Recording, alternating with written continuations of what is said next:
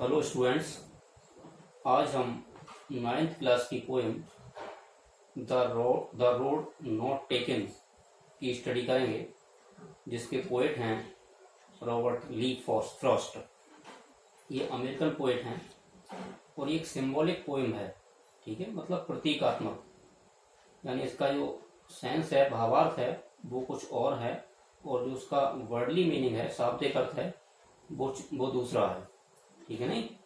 तो देखिए, कभी रॉबर्ट फ्रॉस्ट अपने रास्ते पर है, जा रहा है, तभी उसे एक जंगल पड़ता है।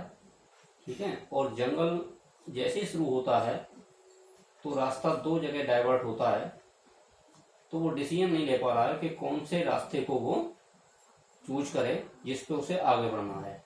ठीक है, तो इस कविता के माध्यम से वो क्या मैसेज देता है, ये हम इस पोएम में पढ़ेंगे।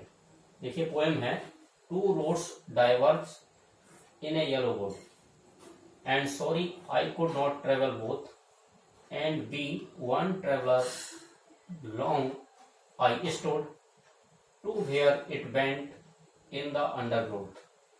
यानी when the poet is about to enter in a dark forest, he finds two roads, but he is unable to choose which of those road he should walk down. यानी जैसे ही जंगल शुरू होता है, दो रास्ते सेपरेट हो जाते हैं, अलग अलग हो जाते हैं। ठीक है, तो इसीलिए वो कह रहा है कि two roads diverge in a yellow wood. ठीक है, येलो वुड का मतलब a forest in which the leaves has become dried up due to autumn season.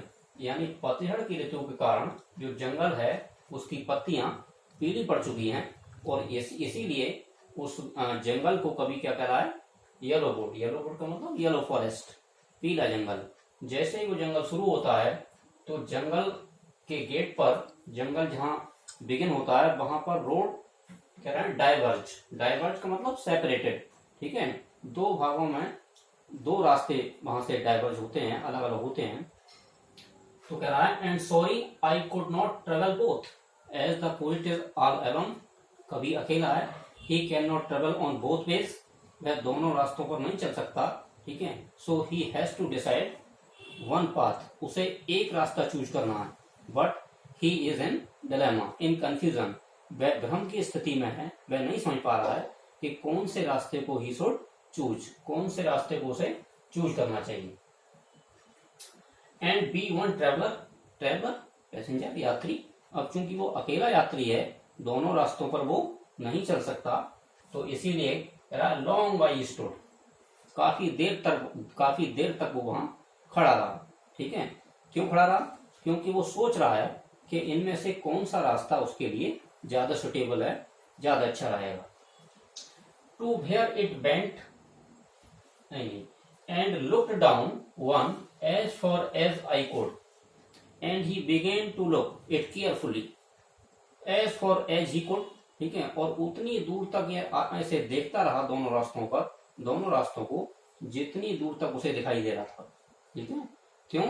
क्योंकि वो अब भी ये डिसाइड नहीं कर पा रहा है कि इन दोनों रास्तों में से कौन सा रास्ता उसको चुनना है। ठीक है, और इसीलिए कह रहा है as far as I could, उतनी दूर तक देखा जितनी दूर तक वो देख सकता था।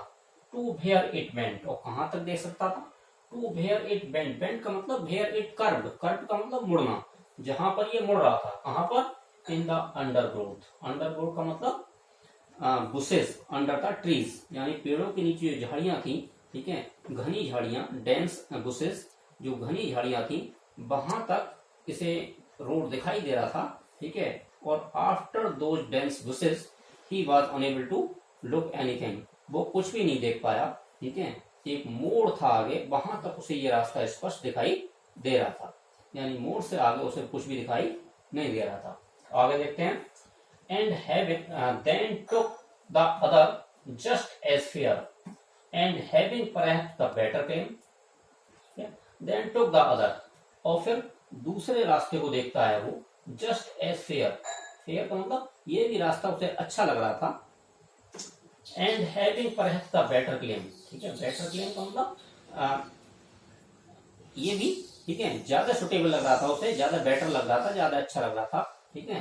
क्लेम क्लेम क्यों कर रहा था ये रास्ता के मुझ पर चलिए, ठीक है, आकर्षित उसे क्यों कर रहा था, बिकॉज इट वॉज ग्रासी, ठीक है, there was green grass on the road in the forest, जंगल में इस रास्ते को जिसने चूज किया उस पर हरी घास थी, ठीक है, एंड वांटेड वियर, ठीक है, वांटेड वियर का मतलब इट वाज स्टिल अनयूज्ड, ठीक है, no passenger no traveller going on that way, उस रास्ते पर कोई भी ट्रेवलर नहीं गया था, कोई यात्री नहीं गया था। तो अब भी इसकी जो घास थी वो हरी थी, ठीक है, और ये रास्ता अब भी इंतजार कर रहा था किसी के आने का।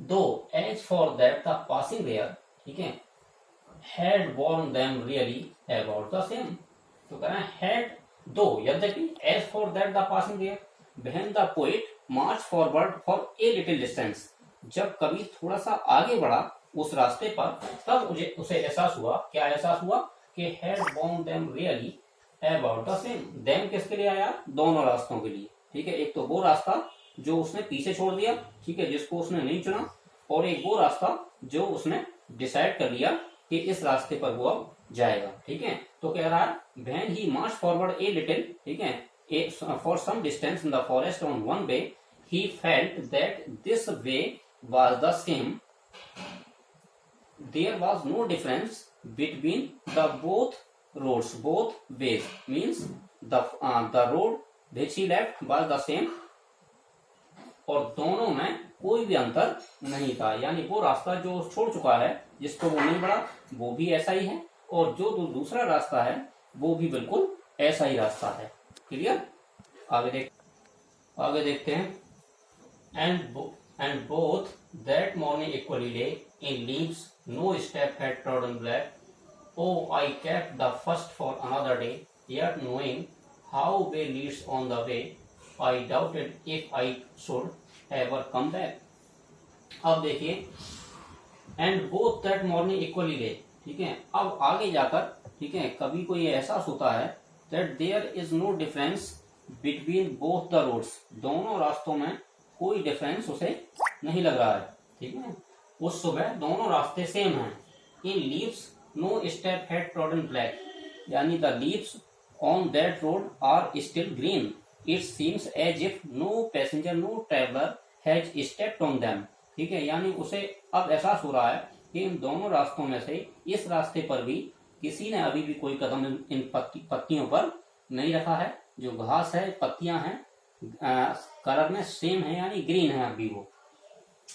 ओ I kept the first for another day, ठीक है, और अब वो विचार करता है कि वो रास्ता जो वो छोड़ चुका है जिस पर वो नहीं गया है उस रास्ते पर वो फिर किसी दिन जाएगा।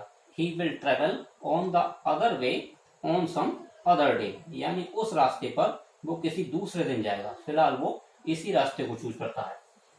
Yet knowing how way Leeds on the way, I doubted if I should ever come back, यानी यट नोइंग, ये उसे अच्छी तरह पता है कि how way Leeds on the way, कि एक रास्ता, ठीक है, उसे कौन सी मंजिल पर पहुंचाता है, ठीक है, और उस मंजिल पर पहुंचने के बाद उसे कह रहा है क्या ये हो सकता है if I should ever come back, कि क्या वो अपना जो डिसीजन लिया था, ठीक है, उस डिसीजन पर वापस आ जाए, वो ये पॉसिबल उसके लिए नहीं है। यानी जीवन में हमारे ये होता है कि हम छोटे होते हैं, जब हमारे सामने दो ऑप्शन होते हैं, ठीक है, तो हम भ्रम में पड़ जाते हैं कि हम कौन से रास्ते को चूज करें, कौन सा ऑप्शन चूज करें। बिल्कुल वही कंडीशन है कि when the poet is young he has two options and all the students have two options when they are young, जब बच्चे या विद्यार्थी छोटे होते हैं तो उनके पास दो ऑप्शन होते हैं कि he should choose the first career, he should choose the second career, ठीक है, and in when they grow up, और जब वो बड़े हो जाते हैं, ठीक है, तो क्या वो अपने पहले वाले डिसीजन को चेंज कर सकते हैं, नहीं कर सकते, ठीक है, बिल्कुल वही स्थिति है। I shall be carrying this with a sigh, sigh का मतलब टेक अ डीप ब्रीथ, एक गहरी सांस लेना, ठीक है, तो कभी कह रहा है कि in future, in coming days, आने वाले दिनों में या भविष्य में, ठीक है, he will take a deep breath, एक गहरी सांस लेगा, ठीक है, somewhere ages and ages hence two roads diverged in a wood, ठीक है, और तब वो एहसास करेगा, ठीक है, कि जब मैं छोटा था, ठीक है, तो मेरे पास दो ऑप्शन थे, कि मैं कौन से रास्ते को पकड़ूं, मतलब अपना कैरियर किस फील्ड में बनाऊं, ठीक है। And I took the one less travelled by, और फिर मैं सोचूंगा, ठीक है, कि मैंने वो ऑप्शन चुना जो बहुत लेस, मतलब बहुत कम लोगों ने जिस रास्ते को चुना था, ठीक है। ट्रेवल्ड बाय मतलब स्टेप डाउन, जिस पर बहुत कम लोगों ने कदम रखा, यानी मैंने वो ऑप्शन चुन लिया, ठीक है, जिस पर बहुत कम लोग जाते हैं। And that has made all the difference, और यही दोनों ऑप्शंस में अंतर है। ये एक मैसेज देती है कविता, ठीक है, कि व्हेन वी आर यंग, जब हम छोटे होते हैं, we have several options before us, हमारे सामने कई ऑप्शन होते हैं, ठीक है। And we have to choose the better option, ठीक है, हमें ज्यादा अच्छा ऑप्शन चुनना है, because all everything depends on our choice, ठीक है, हमारी चॉइस के ऊपर ही डिपेंड है। If we choose right choice our future will be bright, यानी अगर हम अच्छा ऑप्शन चुनते हैं हमारा फ्यूचर कैसा होगा, ब्राइट।